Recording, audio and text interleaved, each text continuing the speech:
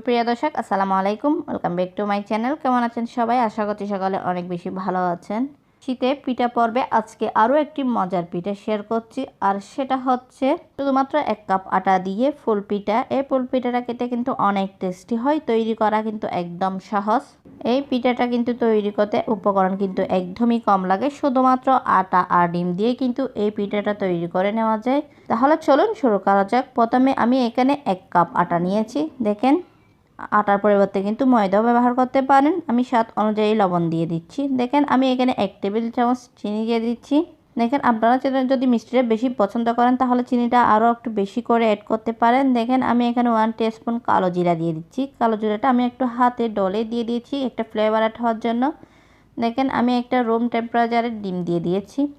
দেখেন, আমি এখানে 1 টেবিল চামচ কুকিং অয়েলও দিয়ে দিয়েছি। দিয়ে এখন সবগুলো একসঙ্গে ভালো করে মিক্স করে দিচ্ছি। মিক্স করে একটা সফট ডো তৈরি করে নিচ্ছি। আশা করছি আজকের রেসিপিটা আপনাদের কাছে ভালো লাগবে। ভালো লাগলে প্লিজ আমার চ্যানেলটা সাবস্ক্রাইব করে পাশে থাকার বেল আইকনটি প্রেস করে রাখবেন, আমাকে সাপোর্ট করবেন। দেখেন, আমি এখানে অল্প অল্প করে পানি দিয়ে একটা সফট ডো তৈরি করে নিচ্ছি। দেখেন, ডোটা তৈরি হয়ে গেছে। আমি একটু সময় নিয়ে এই ডোটাকে ভালো করে মতে দেখেন আমি উপরে একটু তেল লাগিয়ে নিয়েছি, কারণ ডোটা যেন ড্রাই না হয়ে যায় তার জন্য।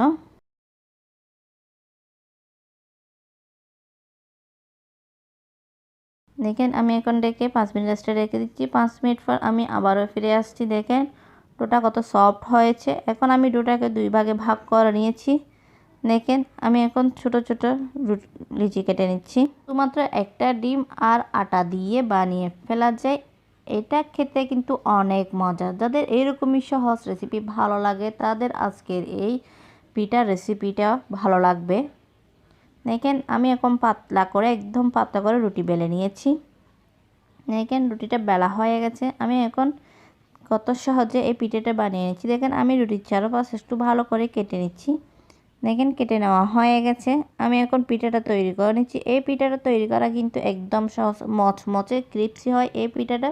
হয় খেতে কিন্তু অনেক টেস্টি। এই পিঠাটা কিন্তু একদিন তৈরি করে অনেক দিন পর্যন্ত সংরক্ষণ করে খাওয়া যায়। দেখেন, আমি কত সহজে এই পিঠাটা তৈরি করে নিচ্ছি। আশা করছি আজকের রেসিপিটা আপনাদের কাছে ভালো লাগবে। ভালো লাগলে লাইক, কমেন্ট এবং বেশি বেশি করে শেয়ার করবেন। দেখেন, আমি একটা পিঠা তৈরি করে নিয়েছি। দেখেন, আমি কিভাবে এই পিঠাটা ভাজ করে নিচ্ছি। আশা করছি আজকের রেসিপিটা আপনাদের কাছে ভালো লাগবে। ভালো লাগলে একবার হলো বাসায় ট্রাই করবেন। দেখবেন ফ্যামিলি সবাই পছন্দ করবে, বিশেষ করে বাচ্চারা তো অনেক বেশি লাইক করে এই পিঠাটা। দেখেন, আমি কত সহজে আর একটা পিঠা তৈরি করে নিচ্ছি। দেখেন, আমি আপনাদেরকে 2টা পিঠা তৈরি করে দেখিয়েছি। আমি কিন্তু এইভাবে সবগুলা পিঠা তৈরি করে নিয়েছি। আমি এখন ভাজার জন্য চলে যাচ্ছি। তার জন্য আমি আগে থেকে অয়েলটা মিডিয়াম লো গরম করে নিয়েছি। দেখেন, পিঠাটা দেওয়ার সঙ্গে সঙ্গে কিন্তু পিঠাটা ফুলে উঠেছে। দেখেন, দেখতে কত সুন্দর হয়েছে এই ফুল পিঠাটা। খেতেও কিন্তু অনেক টেস্টি। তৈরি করা কিন্তু একদম সহজ। দেখেন, আমি চুলার ফ্লেমটা কিন্তু লো মিডিয়ামে রেখে এই পিঠাটা ভেজে নিয়েছি। দেখেন, কালারটা কত সুন্দর হয়েছে। আজকের রেসিপিটা আমি অনেক সহজ করে দেখানোর চেষ্টা করেছি। আশা করছি আপনাদেরও ভালো লাগবে। আপনারা একবার হলো বাসায় ট্রাই করবেন। দেখেন, আমি এখন তেল ঝরিয়ে উঠিয়ে নিচ্ছি। আমি এইভাবে কিন্তু সবগুলা পিঠা ভেজে নিচ্ছি। এই পিঠাটা কিন্তু অল্প মিষ্টিতে তৈরি করা যায়। যারা মিষ্টি খেতে বেশি পছন্দ করেন না তাদেরকে আশা করি তাদের কাছে আজকের এই পিঠার রেসিপিটা ভালো লাগবে। দেখেন, আমি এইভাবে কিন্তু সবগুলা পিঠা ভেজে নিয়েছি। চিকেন ভাজা হয়ে গেছে। আমি এখন আপনাদেরকে সার্ভ করে দেখাচ্ছি। দেখেন, পিঠা দেখতে কত সুন্দর হয়েছে। দেখেন, কালারটাও কত সুন্দর এসেছে। এই পিঠাটা দেখতে যেমন সুন্দর, খেতেও কিন্তু অনেক মজা।